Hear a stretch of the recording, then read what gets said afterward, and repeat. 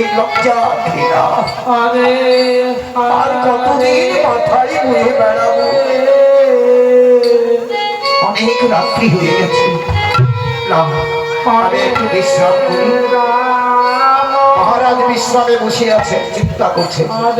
এমন সময় সেই রাক্ষসী রাজপ্রাসাদে ছুটে গেলেন।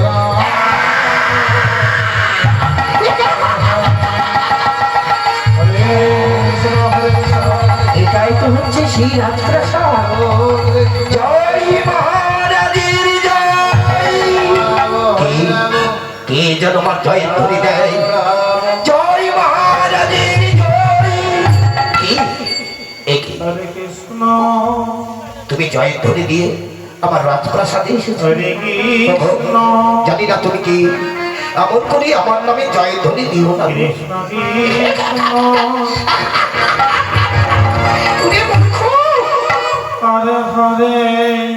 আজ আমি তোর মঙ্গলের জন্য আমি তোর রাজ্যে এসেছি। কে মা তুমি? নিশ্চয়ই তুমি কোনো ডাকিনি। কেন এসেছো মা? কেন এসেছো আমার রাজপ্রাসাদে?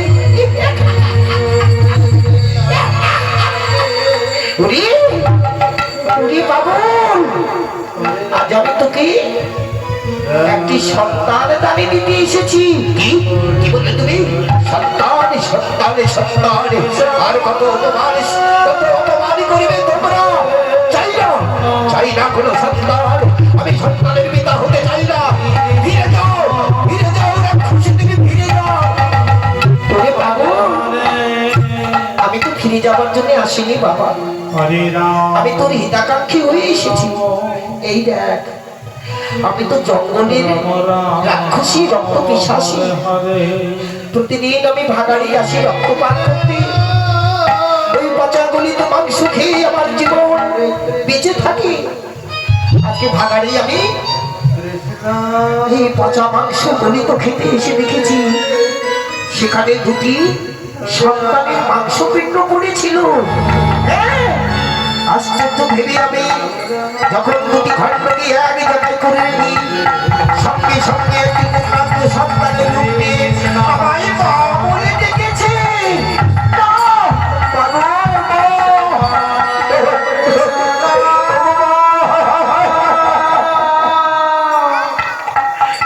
কৃপাময়ী বাবা,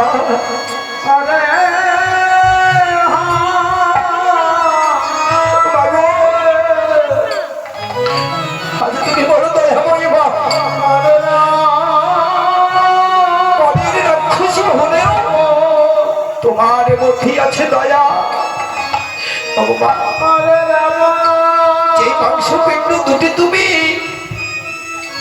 ওই ভাগাড়ে পেয়েছো, সেই মাংস পিণ্ড দুটি আমার দুই রানীর গর্ভের সন্তান।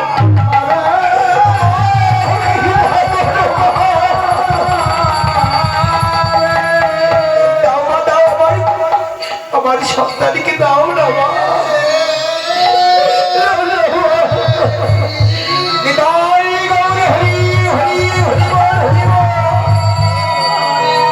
আমি তোকেই তোকে বলি, পাগল, আমি তোকে দেবার জন্য তো নিয়ে এসেছি।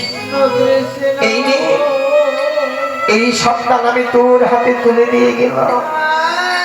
আজ থেকে এই সন্তান তোর কাছে পালন হবে। আজ থেকে তুই এই সন্তানের পিতা।